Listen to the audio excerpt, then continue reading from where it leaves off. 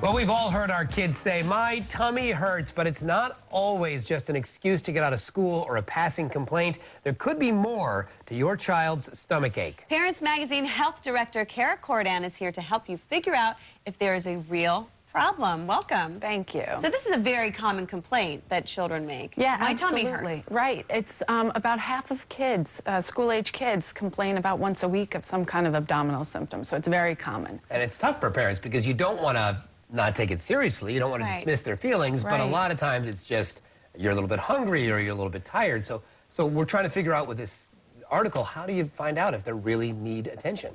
Yeah, so there'll be certain signs if they're, one of the biggest problems for kids is constipation, and that really does cause some serious stomach pain.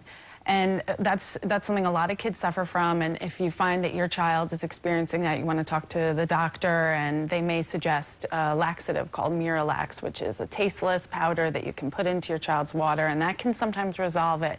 But the problem with constipation is that it creates this vicious cycle where the longer a child holds it, the harder, literally, it becomes to go, and it can be scary and painful for a child. When do you know that constipation is a problem, like it's a chronic problem? Right. Well, some parents think that your child should have a bowel movement every day, but really, as long as they're having about 3 a week, that's in the range of normal.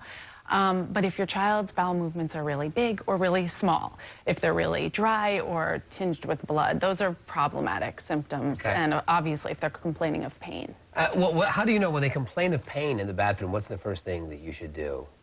Well, there are certain conditions that are a little more serious than others. Irritable bowel syndrome is one that you would want to talk to your pediatrician about. And that's when your child has stomach pain when they're going to the bathroom and it gets better when they're done. That would be a sign that something's going on with the intestine. Interesting.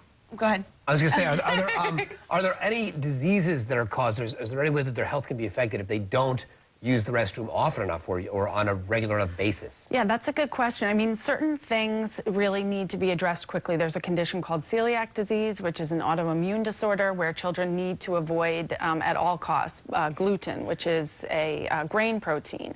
And that's something that, needs serious medical attention, can cause severe problems with your child's growth and a lot of pain as well. So if your kid complains about a stomach ache before school, should you keep them home? It's a good question. If there are no physical symptoms, you really need to think twice before letting them stay home. It kind of sets a bad precedent.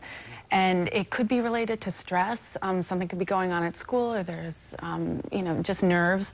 And in that case, it's better to help your child learn to kind of resolve the stress on their own. You could teach like deep breathing exercises, things like that. What are the physical symptoms?